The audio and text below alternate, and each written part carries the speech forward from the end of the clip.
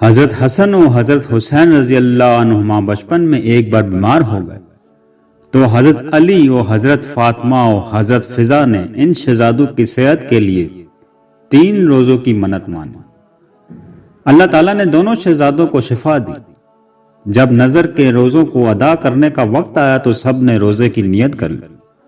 حضرت علی رضی اللہ عنہ ایک یہودی سے 3 سا جو لائے، ایک سا تینوں روز پکایا، لیکن جب افطار کا وقت آیا اور تینوں روزہ داروں کے سامنے روٹیاں رکھی گئی تو ایک دن مسکین، ایک دن یتیم، ایک دن قیدی دروازے پر آ گئے اور روٹیوں کا سوال کیا تو تینوں دن سب روٹیاں سائلوں کو دے دی گئیں اور صرف پانی سے افطار کر کے اگلا روزہ رکھ لیا گیا۔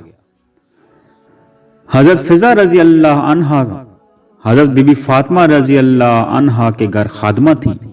قرآن مجید میں اللہ تعالیٰ نے اپنے محبوب صلی اللہ علیہ وسلم کی پیاری بیٹی کے گھر کی اس سرگشت کو ان لفظوں میں بیان فرمایا: اور کھانا کھلاتے ہیں اس کی محبت پر مسکین اور یتیم اور اسیر کو، ان سے کہتے ہیں ہم تمہیں خاص اللہ کے لیے کھانا دیتے ہیں، تم سے کوئی بدلہ یا شکر گزاری نہیں مانگتے۔